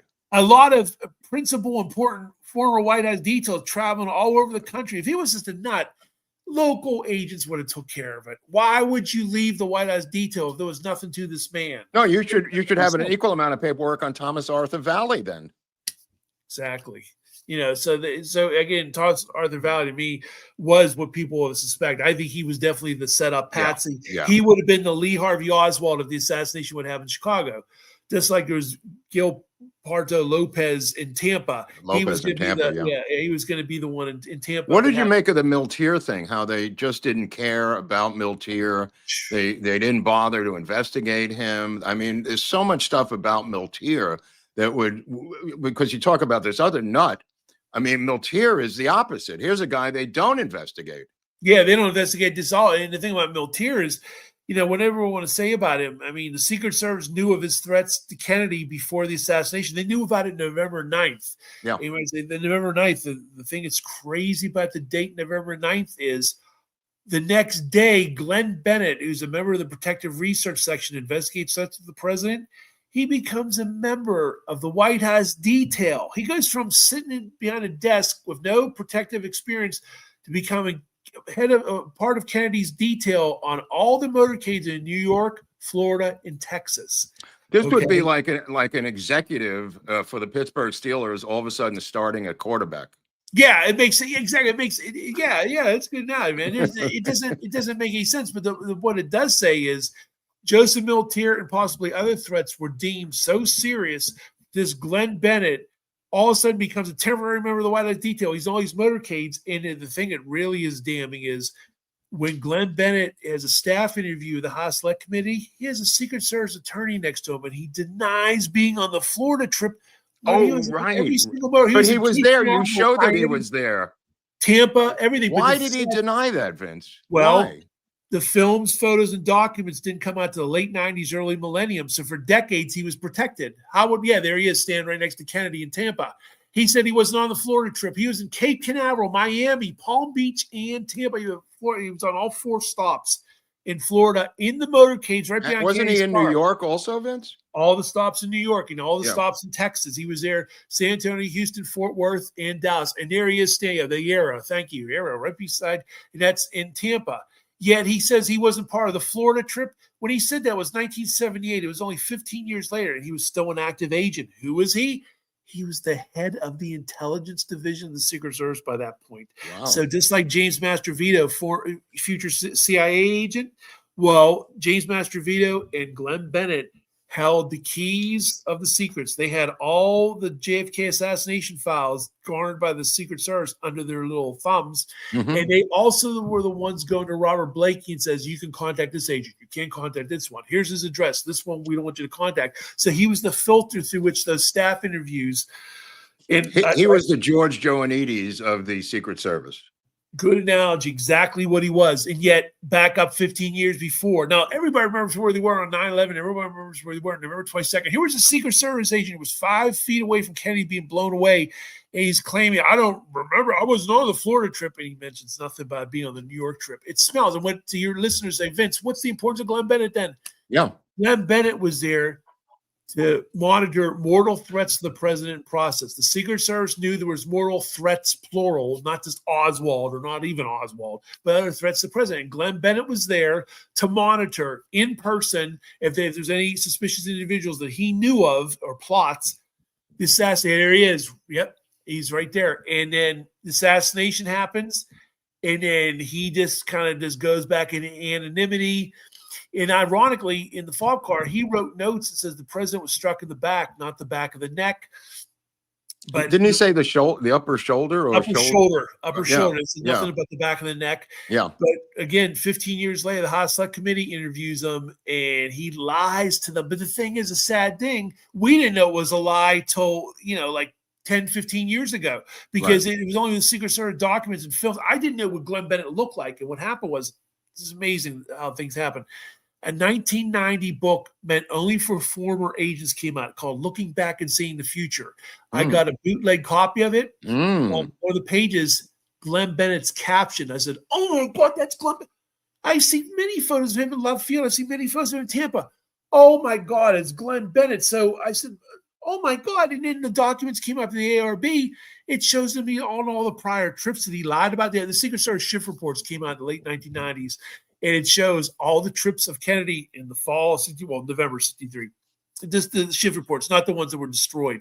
And it shows He was in Tampa, he was in Miami, he was in Cape Canaveral, he was in New York, Fort Worth, etc.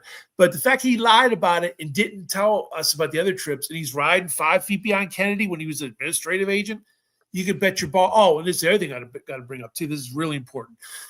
When I spoke to Walt Coughlin, who was the San Antonio Secret Service advance man, he said, I don't know why Glenn Bennett was there. I have no inkling. Well, Wynn Lawson, unsolicited, he says in a letter to me, I understand from my friend Walt Coughlin, you were wondering why Glenn Bennett was there. And he goes on for paragraphs. There was nothing suspicious by the way that Glenn Bennett was one of the most ablest people I ever know. He was just there for manpower reasons, not for protective intelligence. Before we can catch our breath, my famous saying, Clint Hill in his 2012 book, guess what he says of Glenn Bennett? He was there in Dallas handling intelligence. Oh my! Clint Hill innocently in his book about Jackie confirms he was there handling intelligence. Paul Landis says the same thing in his book. You know, the brilliance of a lot of your research is showing them contradicting themselves. Oh, big time. Thank you. Yeah, and the big thing is Gerald Blaine. Gerald Blaine. I can say stuff. Well, this book here is the one this is the one I just finished reading again for the second time. This one I love because it's really the Secret Service for dummies. And I mean that in a fun way because he's got so many fun illustrations and articles that even you people on the spectrum can enjoy this number 6 book, I guess. By Vince Palamara, the 6th book. There's 2 things I annoy people about. I talk too damn fast and I show my books too much. Oh, well, I don't care. Don't worry about it. Tell us one final question. Sure. Who was Melba Christine Mercedes? Jesus, you know it's. I'm gonna tell you. I'm gonna tell you right now. And right now, I'm blanking out. I know the name. No. That's why I put it that way. I'm gonna tell you who she was, and you'll remember immediately. We know her by the name Rose Cheremy. Yeah, Rose Cheremy. Yeah. There you go. What was her part in this thing, if anything, in your humble opinion? Well, other people have done God's work on this. Yeah. Was it her son was involved in writing the one book? And I think there is that a picture of her there. Yeah. She was there. Her real name Melba Christina Mercedes. I never knew that. I couldn't think of it. Rose Cheremy. Tell him what he's won, Bob. You won a free trip to Puerto Vallarta. Look at that one. She's at the beginning of the JFK movie. That's Cusack, John Cusack's sister. Who's playing her in the beginning of the JFK movie. Which we will analyze in Dallas when we go there in a couple of weeks. Yeah, she had foreknowledge of the assassination. They're going to kill Kennedy when he gets to Texas. Yeah. She claims to know Jack Ruby. She made like a caravan. He was part of sex trafficking also, which they were taking strippers and prostitutes back and forth between New Orleans and Dallas. And that was their sex trafficking. Back then. But maybe we have super chats, Eric. I don't know what's going on over there, but we could go on all day and night, me and Vince. Let's see what we have. See if you have any questions. Maybe Vince can answer them. All right. Stephen Greco, thanks to all the veterans. Please like and subscribe. Are you veteran, Vince? No, but my uncles were. My brother was in the Navy for decades. Yeah. Are you coming to Dallas, by the way? Nah, I can't this year. Got family commitments, but I would if I could. But maybe someday I will again. Eric and I are going, and we got a new poster that they just came out showing us on this poster. Apparently, there's 8 million people coming this year. There's a lot of people. I heard that this year's going to be good attended because they were sad that last year wasn't attended well. It was attended we didn't even go this year. We didn't go. We didn't go. Yeah. We weren't able to go. We weren't able to go. I think you're trying to do this against Fred Litwin because Fred Litwin was laughing. There wasn't many people last year. And I'll show you, and I guess a lot of people are going to be there this year. But I'm sorry, you had more questions or something you were saying? Well, they're going to. I just want to show this thing that we're going to be involved in. Yeah, look at how many people were there. Look at this list on here, Vince. It's insane. It's like double last year already. That's like double. Right. Yeah, we're going to do a presentation on a political analysis of political assassination in Hollywood cinema. So we're going to. I know a lot of them. Yeah. You know these people, right? I know a lot of them. Yeah. I was here in 2019, 2016, and 1997. And twice for look at the Janet Bannister, who must be like the daughter of Guy Bannister. Yeah, that is amazing. That's amazing. There's really some interesting names on here. Yeah, I agree. Absolutely. Main thing is anybody who wants to go, or they can go virtually. You can go in person. There's going to be a banquet there. Hit the link in the bottom right. You can point your phone at it if you're watching on your TV, or there's a link in the description. The thing you've got to remember, though, is that code on the left. Use Untold 10. That way they know we actually sent you. And we've got a lot of people who are going. Well, there's a good news. They're bringing back the air traffic controllers just in time for our JFK Lancer trip. Did you guys hear about that, though? That supposedly last year, Fred Litwin, I did not hear Oswald, he snickered and said, "Look, there's hardly anybody there." And I don't know if this is people are making this up or whatnot. Supposedly, the big attendance this year is to say, "Hey, Fred, go stick it where the sun don't shine. We're going to show up." Who is Fred Litwin? He's a lone nutter or something? Guy. Yeah, he's a lone nutter. He's like the new pauser. He's like the new pauser. Well, maybe nobody showed up because they knew he was there.